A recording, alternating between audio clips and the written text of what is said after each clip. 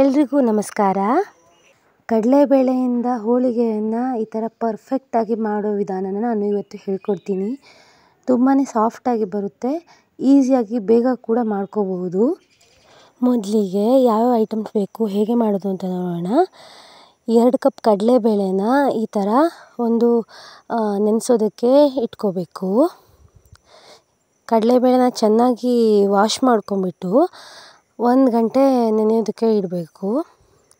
1 ಗಂಟೆ ನೆಂದಾದಮೇಲೆ ಅದು ಈ ಥರ ಆಗಿರುತ್ತೆ ನೋಡಿ, ಚೆನ್ನಾಗಿ ನೆಂದಿರಬೇಕು. ನಂತರ ಅದನ್ನು ಕುಕ್ಕರಲ್ಲಿ ಹಾಕಿ ವಿಸಿಲ್ ಹಾಕಿಸೋದಕ್ಕೆ ಇದೆ.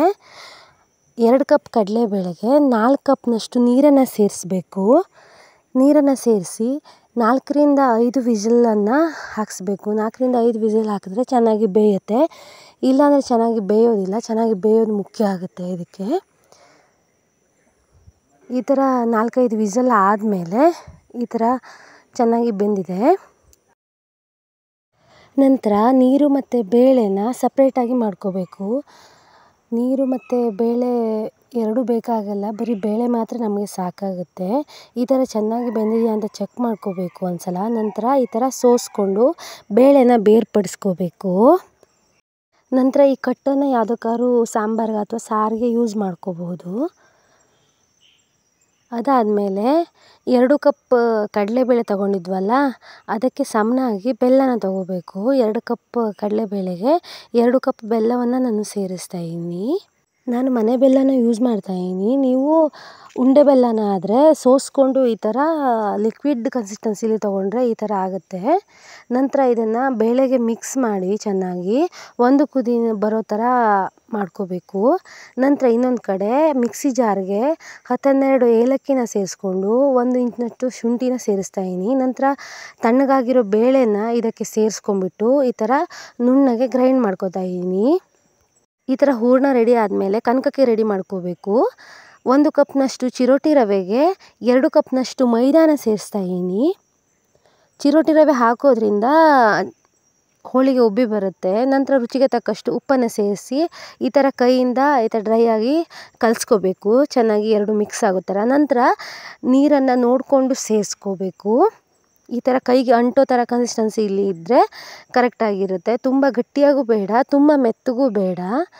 ಈ ಥರ ಹಾಕ್ಕೊಂಬಿಟ್ಟು 1 ಟೇಬಲ್ ಸ್ಪೂನ್ ಎಣ್ಣೆನ ಹಾಕಿ ಮತ್ತೆ ಕೈ ಆಡಿಸ್ಬಿಟ್ಟು ಅದನ್ನು ಒಂದು ಅರ್ಧ ಗಂಟೆ ಕಾಲ ನೆನೆಯೋದಕ್ಕೆ ಬಿಟ್ಬಿಡಬೇಕು.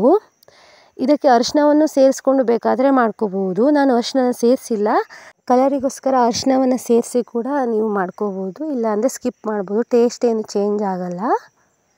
ನಂತರ ಈ ಥರ ಸ್ಮಾಲ್ ಪೋರ್ಷನನ್ನು ತೊಗೊಂಡು ಈ ಥರ ಕೈಯಲ್ಲಿ ಲಟ್ಸ್ಕೊಂಬಿಟ್ಟು ನಿಧಾನಕ್ಕೆ ಅದರೊಳಗಡೆ ನಾವು ಮಾಡಿರೋವಂಥ ಹೂರಣದ ಉಂಡೆನ ಹಾಕಿ ಈ ಥರ ಫೋಲ್ಡ್ ಮಾಡಬೇಕು. ಈ ಥರ ಚೆನ್ನಾಗಿ ಮುಚ್ಚೋ ಥರ ನೋಡ್ಕೋಬೇಕು. ನಂತರ ಎಣ್ಣೆ ಸವರಿರೋವಂತಹ ಪ್ಲಾಸ್ಟಿಕ್ ಮೇಲ್ಗಡೆ ಈ ಥರ ಹಾಕ್ಕೊಂಬಿಟ್ಟು ನಿಧಾನಕ್ಕೆ ಲಟ್ಸ್ಕೋಬೇಕು. ಎಲ್ಲ ಕನಕ ಹೂರಣನೂ ಈ ಥರ ನಾನು ಮಾಡಿ ಲಟ್ಸ್ಕೊಂಡೆ. ನನ್ನ ಚಾನಲ್ನ ಇನ್ನೂ ಸಬ್ಸ್ಕ್ರೈಬ್ ಮಾಡ್ಕೊಂಡಿಲ್ಲ ಅಂದರೆ ದಯವಿಟ್ಟು ಸಬ್ಸ್ಕ್ರೈಬ್ ಮಾಡಿಕೊಂಡು ವಿಡಿಯೋನ ನೋಡಿ.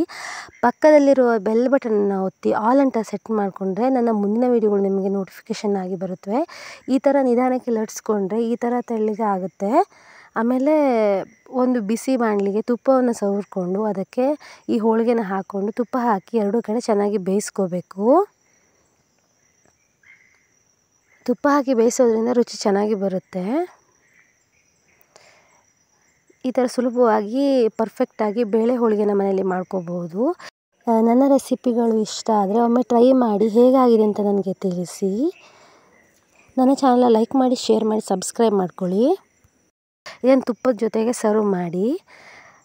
Thank you.